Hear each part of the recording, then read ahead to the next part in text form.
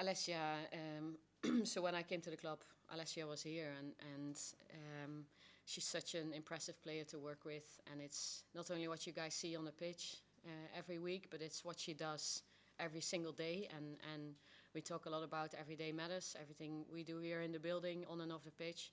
And she invests so much. So you can see all the work she puts in and how it comes out in games. And we're just so proud she's part of Arsenal. And I'm very happy I get the chance to work with her. And also very happy that she extended the contract.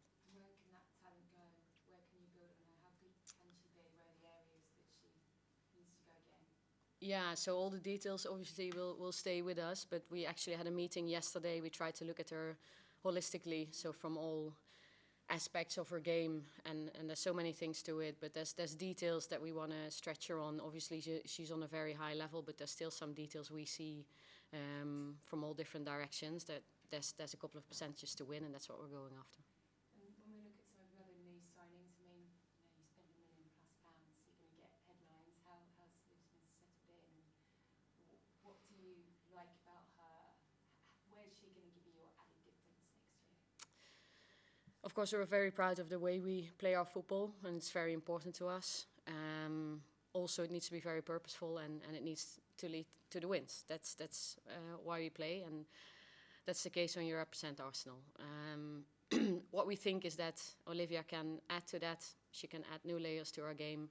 She's very talented. There's so much potential, and she's shown a lot of that last season in the WSL, which was very impressive coming to WSL and performing like that, because it's if not the hardest league in the world, in Europe. So yeah, we see all the potential, and she's going to add something new to us, and we're so very proud that she's with us now. I mean, obviously she's no longer the world record fee, because that's gone a few times, hasn't it? What's your feeling on sort of how much money is being spent? You know, Sonia von Pastel talked yesterday and said, "Great, I want clubs to go with it." Does that sit comfortably with you? Does that bring added pressure? Is that good headlines? I think, yeah, you see the record is being beaten. So I think we want to push and grow the women's game, and there's everything included. That's the work the players do on a daily basis to make the game even better. It's the work we do as coaches and as staff to make sure that the game grows and the players can perform on even higher levels. It's you guys, the media, helping us, pushing the game forward, giving us the exposure.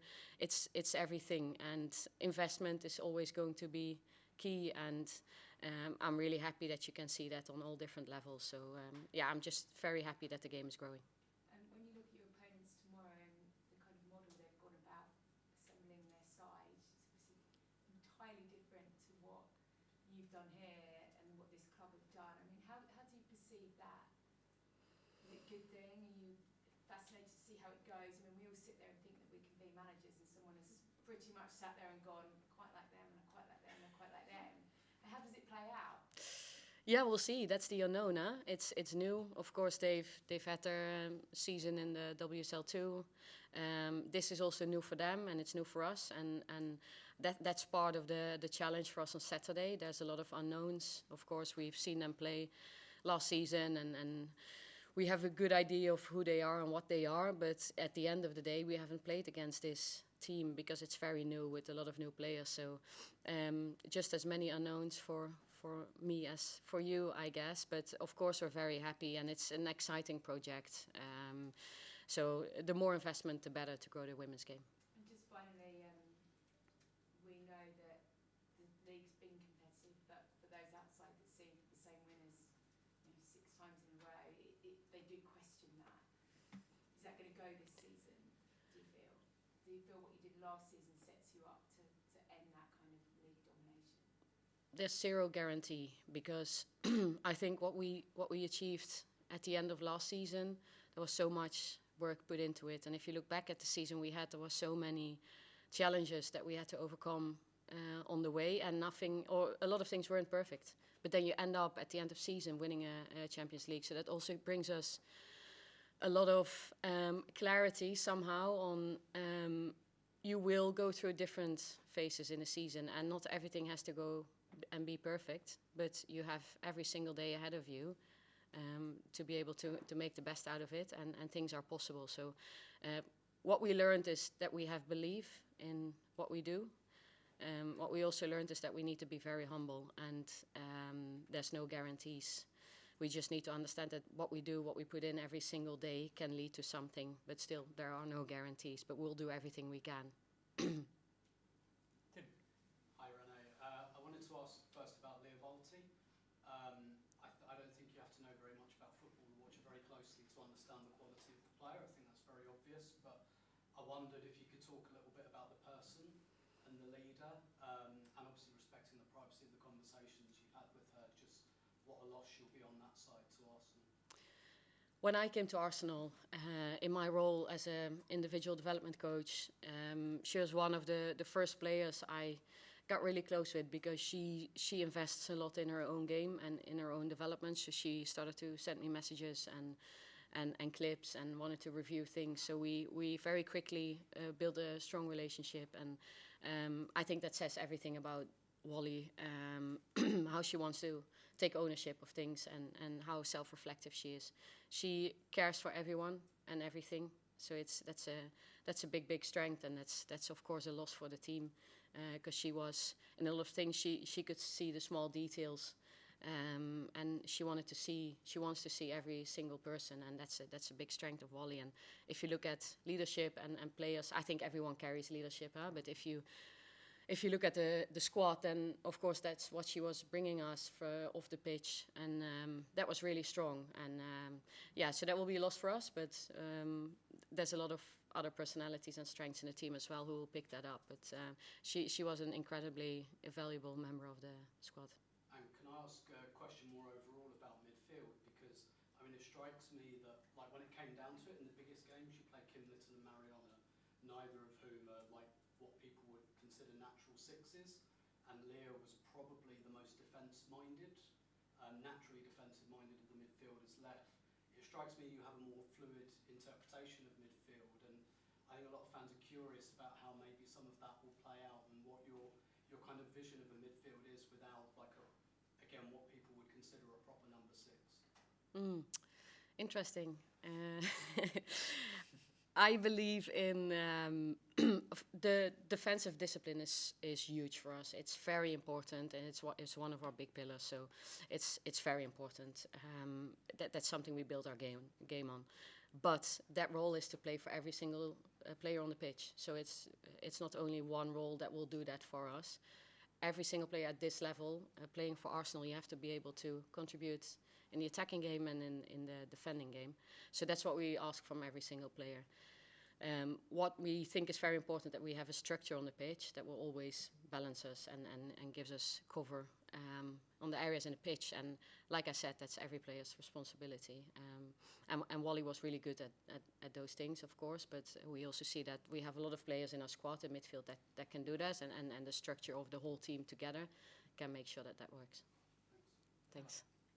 Hi Renee, nice to see you. You were talking about investment before. I just want to go back to kind of the transfer window a little bit in terms of the timing of the window shutting the evening before the opening game in the WSL. I found it quite distractive. I don't know whether you found it quite distractive. Would you have liked to have seen that window shut a bit earlier? Good question. I think it looks different in all different leagues. Certain leagues have already started while the window is still open. Well, it's part of it's the rules that we'll have to play with. It's part of it. But I think for us it was really important to early have a good idea of how we wanted to build the squad. And I think across the club with everyone involved, we did a really good job being very proactive and early with what we wanted to achieve. And like I said, I'm really happy with the squad that we have. Can I just check team news? Is everyone available? Yes, apart from Leah Williamson. Hi Renee, sorry to go back to Alessia, but when it was announced, one of your quotes said that obviously aside from her goals, she helps the kind of team culture as well. And I was just wondering if you had any examples how she does that behind the scenes. There's many. Let me think. There's so much. it's small things, but if there's something that's not clear to her in a unit meeting or in a team meeting, she wouldn't walk out of the room not knowing what's expected of her. So she would always take ownership, and I think in that sense she's a role model. She role models a lot of good behaviors on the pitch as well. She always trains with intent and purpose and with concentration. So and that's important for us. And she leads the team in that way.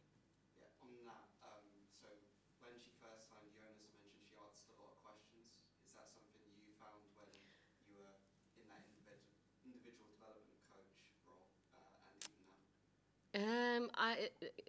Les worked very closely to Kelly all that time, so I didn't work so much with Les at the time. But like I said, she would ask questions if there's unclarities for her, and she's always very open to feedback. She always, like I just said, she wants to find those percentages in her game that will make her better and make the team better. She's very aware and open and humble about it. So. Hi Renee. Beth Mead, there was interest in her this summer. Obviously, she's still there. Can you just explain what her value is to your team and why she is still there?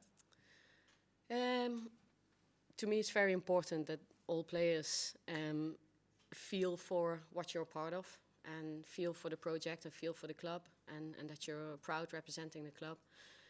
And I think Beth is very important because we want to connect to our history as well, and we want to understand where we come from and what we're part of. And Beth understands that, and she is part of that because she has been at the club for many years. So she means so much to us in that sense. And then also, of course, from a football perspective, she brings certain qualities that are very important to us. Yeah, hi Renee. How close was Beth Mead to going to London City? Because their manager today kind of indicated that he had a conversation with her. Was it ever kind of in the thinking that she would leave, or were you always confident that she was going to stay? For me, Beth was always an Arsenal player, and as far as I know, she was always going to be with us. Yeah, I wanted to ask you about how you're feeling, because obviously when you come in to this role last season, sort of after the season started, the results haven't gone the way the team would have liked. You're getting to start this campaign afresh. You've had a full pre-season. This is your first full season as Arsenal head coach. Like, how have you been feeling about the group, and like, how are you feeling you've developed in the last year? A lot, yeah. So there's been so many learnings for me, but I feel we're in a really good place. I think as a group of staff and players, we've tried to tackle everything that we think will impact us in the season early. So we set a foundation during pre-season, and we've done a lot of good work, I think, together. So it's been a great period, and it wasn't easy because we started early in mid-July, and then we had different groups of players dropping back in after the Euros. So we had to integrate everyone, and that's from a team cultural perspective. It's from a tactical perspective. It's physical. So that there was challenges, but I think everyone in staff and the players themselves have done a really good job. And especially the players that have been here and coaches, me included, from mid-July, we feel that we want to get going now. How important was it to get the business done early? How significant is that in terms of preparation as well? Yeah, no, very good. The earlier you have your players in, the better. So for us, it was good. So you give those players the time to integrate and understand the game model and connect with the team and staff and get used to the surroundings, the environment. So I think that's been very positive for us. Thank you. A few minutes left, Flo. Hi Renee, I just wanted to ask about Jenna Nicewell now. Obviously when she arrived, she came from a club where she was playing a lot and one of the key players there. She hasn't featured a lot since joining Arsenal. I was just wondering what your ambitions were for her this season, what kind of role she's going to play in the season. Yeah, so like I said, I'm really happy with the squad we have. I think we have incredible competitions on all positions, and I think we'll need that throughout the season. And Jenna is our player and an important player for us as well. She's played different positions throughout her career, and we know that she can cover different positions for us as well. She's very versatile as a player. She brings certain things to us as a team, and what we will always do is to try to build a team as functional as possible or as effective as possible for the games that we have to play. Angelina. Hi Renee, Angelina from TalkSport here. I spoke to Sonia von Hustel last week, and she was saying that because of the domestic treble, that everyone wants to beat Chelsea. But as European champions, I wanted to ask, do you feel a similar level of pressure, if not even more of a bit of a target on your back? We always feel pressure, I think, for as long as I've been here. Also in the other role, I think when we play our games, opposition want to go out and try and beat us. So that's always there, and that will be there this year as well. So in that sense, nothing changes for us, but we have to be very, very aware, and that's part of how we approach our games and our season, that we have to be very consistent with everything we do, and that's within our control. Aisha. Hi Renee, nice to see you again.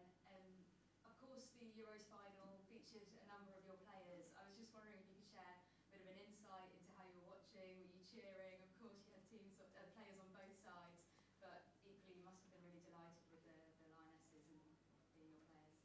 Yeah, I think all Arsenal players had good tournaments, so it was really, really good to see them in other environments with other players as well, sometimes playing different roles. So it was really good to see.